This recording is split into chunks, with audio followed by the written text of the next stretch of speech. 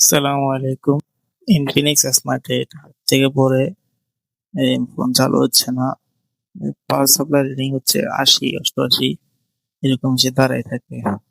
তো যতটুকু বুঝতে পারলাম ড্রপ কেস যেহেতু হাত থেকে পড়লো, সেক্ষেত্রে আপনার হাতের এটার সমস্যা সিপিইউ দিয়ে হবে। সিপিইউটা তুলে ফেললাম প্রথমে।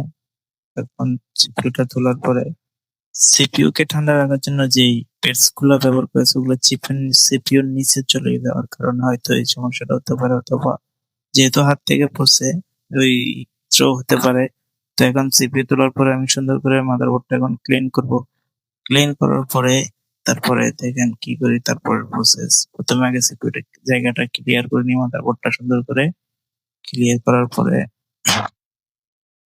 ভালোভাবে ক্লিয়ার করে নিতে হবে, যেহেতু সিপিইউ রিমুভ করবো। আবার সুন্দর করে ওয়াশ করে নিচ্ছি, ওয়াশ করে সুন্দর করে তারপরে এখন আবার লিড পেস্ট দিয়ে এটাকে আবার সুন্দর করে আমি বোলগুলোকে ক্লিয়ার করব।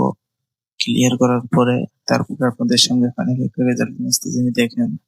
প্রথমে এই পেজ দিলাম, পেজ দিয়ে এখন আমি সুন্দর করে বোলগুলো যেগুলো এক্সট্রা বোল আছে ওগুলো সরিয়ে নিচ্ছি।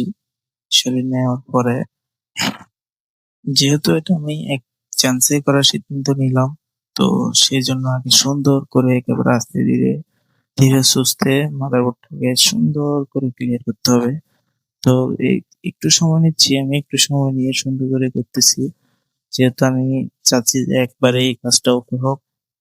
কাস্টমারেরও সময় বাঁচুক, আমারও সময় বাঁচুক, ওই জন্য একটু সময় নিচ্ছি। একটু সময় নিয়ে সুন্দর করে মাদারবোর্ডটা ক্লিয়ার করতেছি। দেখেন এই যেগুলা বোল্ট গুলা কালো হয়ে আছে ওগুলোকে আমি সুন্দর করে লিড পেস্ট যেটা আছে আর কি, লিড পেস্ট দিয়ে সুন্দর করে ক্লিয়ার করে নিলাম। এখন সোল্ডারিং উইক দিয়ে একেবারে জিরো জিরো করে নিব মাদারবোর্ডটাকে একেবারে। মনে করেন দেখবেন আপনারা এখন দেখতে থাকেন কষ্ট করে। যেহেতু এই জীবনে প্রথম আমি কোনো ভিডিওতে ভয়েস দিচ্ছি বা ভিডিও করতেছি, তো সেক্ষেত্রে অনেক ভুল হতে পারে, এটা আপনারা একটু অ্যাডজাস্ট করে নিবেন। আর সাপোর্ট করবেন কষ্ট করে। সাপোর্ট করলে মনে করেন এক হাতের দোয়ায় ইনশাল্লাহ একদিন বড় হতে পারবো। তো সাপোর্ট তো করতে হবে আপনাদেরকে ইনশাল্লাহ, যেহেতু একই লাইনে আছি আমরা। তো দেখেন এই যে এই সুন্দর করে ক্লিয়ার করলাম সার্ভারটা। এখন প্লাস সিপিইউটা সুন্দর করে ওয়াশ করতে হবে।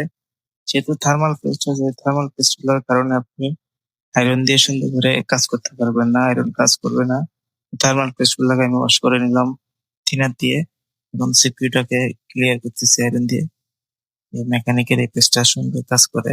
এখন জিরো জিরো করে তারপরে সেম একটা স্টেনসিল দিয়ে এটাকে রিমুভ করবো, আমার কাছে অলরেডি আছে। এখন ব্রাশ দিয়ে ওয়াশ করে নিলাম, তারপরে কাপড় দিয়ে এবার সুন্দর করে ওয়াশ করে নিলাম সিপিইউটাকে। দেখেন একেবারে জিরো জিরো হয়ে গেল। এখন এটাকে রিবোলিং করার পালা। দেখেন কিভাবে সুন্দর করে রিবোলটা করি। সেম একটা এক্সটেনশন নিয়ে নিলাম এখন আমি। দেখেন কি সুন্দর করে রিবোলটা করি। সেম এক্সটেনশন হলে কি হবে যে আপনার কষ্ট কম হয়। ইউনিভার্সাল দিয়ে করলে মনে করেন একভাবে হয় না, লড়াছাড়া হয়।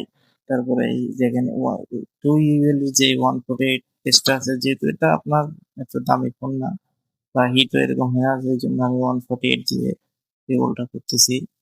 এক চান্স হয়ে যাবে। দেখুন আপনারা এক চান্স না, রেসিপিটা গুগল করলে আসলে দুইবার পেজ দিব আমি, দুইবার দিয়ে দুইবার কাটবো আর কি। তো দুইবার কাটলে কি হয় যে আপনার একটা বড় ছোট বড় যেগুলো থাকে ওগুলো একেবারে অ্যাকুরেট হয় আর কি। একেবারে মনে হয় একবার করলে কি হয়, অনেক সময় একটা ছোট একটা বড় হয়। তো 11 নম্বর যে বুলেটটা আছে এটা দিয়ে আমি সুন্দর করে কাটলাম একবার। একবার কাটার পরে আবার এখন আবার পেজ দিয়ে আবার সুন্দর করে একুরেট করে সব জায়গায় দিয়ে দিব। দেওয়ার পরে একটা সাদা কাপড় দিয়ে সুন্দর করে ডলে নিবো। ধরে নেওয়ার পরে আবার রিহট করবে, তবে আপনার একটু সুন্দর করে হবে। আবার একবার কাটবো, আবার একবার কাটার পরে এখন আমি পেজ দিব, পেজ দিয়ে আবার সুন্দর করে দেখেন বোর্ডগুলো করে নেবো শেষ। তো এভাবে করলে কি হয়, একবার দুইবার কাটলে দুইবার তিনবার কাটলে তিনবার কাটে আমি সবসময়। তিনবার কাটলে কি হয়, একুরেট একেবারে একটা বলক ছোট বড় হয় না, একেবারে একুরেট হবে। দেখেন একটা বড় ছোট বড় হবে না, একুরেট একটা রিপোর্ট করলাম। এখন চেঞ্জ বসাবো ইনশাল্লাহ। আশা করি হচ্ছে এই কাজটাও হয়ে যাবে। এবং বসাচ্ছি আপনাদের সামনে। বসানোর পরে হিট হিটটা হচ্ছে বড় কথা। যেহেতু আমার হাফল্যান্ডটা মোটামুটি আপডেট, আমি 350 আর এয়ার ব্যবহার করি হচ্ছে 40। সবসময় আমি মনে করি নিষেধ। মাদারবোর্ড যে এটা সেহেতু মাদারবোর্ডটা একটু দুর্বলও না একটু হাইও না। তো আমি ৩৫০ এবং ৪০ দিয়ে বসাইলাম এবং উঠাইলাম। এখন চেক করার পালা। দেখা যাক খোলা কি